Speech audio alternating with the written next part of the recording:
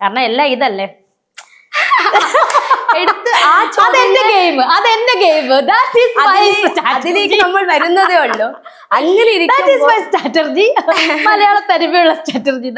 മലയാള തനിമയുള്ള ഒരു വെറൈറ്റി വേണ്ട. ഞാനും എന്റെ പേരും ഫേമസ് ആയി ബിഗ് ബോസ് ഹൗസിലൂടെ. ശരിക്കും ബിഗ് ബോസിൽ പേനും കൊണ്ട് ഫേമസ് ആയി ഒരാളെ ഉള്ളത്. പേൻ പേൻ പേൻ എന്റെ തലയിൽ മുഴുവൻ പേൻ, ഇത് ആരുടെ പേനാണ് ബിഗ് ബോസ്. അത് അടിപൊളിയായിരുന്നു. അപ്പൊ എനിക്ക് പെട്ടെന്നുള്ള വരവായോണ്ട് എനിക്കൊന്നും ഒരു ട്രീറ്റ്മെന്റ് ഒന്നും നേരെ ചൊവ്വേ ചെയ്യാൻ പറ്റില്ല. നന്നായിട്ട് ഹെയർ എനിക്ക് റൂമായിന്ന് നന്നായിട്ട് ചെയ്തു തന്ന ഹെയർ ആണ്. എനിക്ക് ഭയങ്കര ഇഷ്ടമാണ്. ഞാനത് ജിസേലിനോട് പറയും, ജിസേൽ ദുബായിൽ ചെയ്തതാണ്, അവൾക്ക് എന്നിട്ട് ഇളകി പോവാണ്. അപ്പൊ ഞാൻ പറഞ്ഞു, ജിസേലെ ദുബായിൽ ചെയ്യുന്നതിനേക്കാളും നല്ലത് ഞങ്ങളുടെ എറണാകുളത്ത് റൂമേൽ വന്ന് ചെയ്യുക, നല്ല ഭംഗിയായിട്ട് ചെയ്തു. പക്ഷെ എനിക്ക് ചീകാൻ പറ്റണില്ല. വലിയ കോമ്പുള്ള ചീപ്പാണെങ്കിൽ മാത്രമേ സൂക്ഷിച്ച് ചീകണോടാ.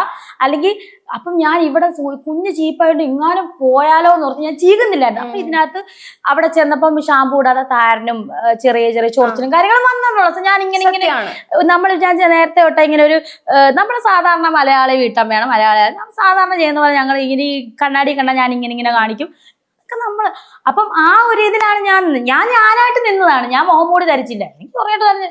പക്ഷെ അതോടുകൂടി ആ പേനെന്ന് പറഞ്ഞ സാധനം വൈറലായതോടുകൂടി ഞാൻ നിന്നെ തുടങ്ങി. പിന്നല്ലാതെ ഇങ്ങനെ എടുത്തിട്ട് കാരണം ഞാനാണ് നമ്മളായിട്ട് നിൽക്കാല്ലേ ബിഗ് ബോസിൽ പോകുന്നത്. അത്രേ ഉള്ളൂ.